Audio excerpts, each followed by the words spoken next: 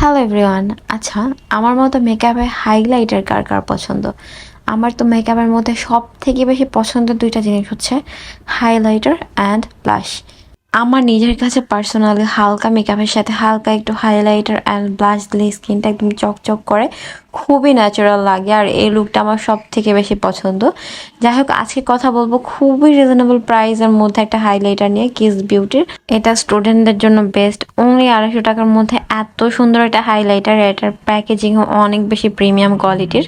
এই হাইলাইটারটা এত বেশি পিগমেন্টেড যে দেওয়ার পরে পানি দিয়ে কয়েকবার মুখ ধোয়ার পরেও উঠতে চায় না। এত চিপ প্রাইসে এত ভালো একটা হাইলাইটার কি করে হয়? যাই হোক, আমি আমার হাতে একটু পরিমাণে নিয়ে ব্রাশ দিয়ে আমার চোখের ইনার কর্নারে দিয়ে দিলাম। আর সব থেকে বেশি ফেভারিট পার্ট হচ্ছে এটা, আমি আমার চোখের ইনার কর্নারে হাইলাইটার দিতে খুব বেশি পছন্দ করি। এভাবে দেওয়ার পর আমার মনে হয় ছবি তুললে অনেক বেশি সুন্দর আসে, চোখটা অনেক হাইলাইট করে।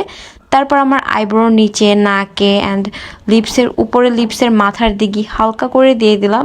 লিপস্টিক দেওয়ার পর লিপসের মাথায় এরকম হালকা করে হাইলাইটার দিলে সেটা দেখতে খুবই ন্যাচারাল লাগে।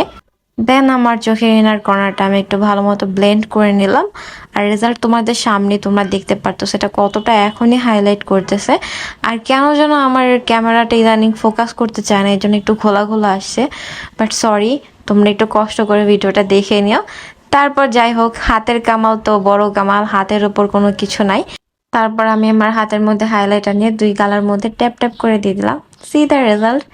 ভিডিওটা ভালো লাগলে অবশ্যই শেয়ার করে দিও, আর শেয়ার না করলে অন্তত একটা লাইক কিংবা একটা কমেন্ট দিয়ে দিও। যাই হোক, বিদায় দিলাম, বাই বাই।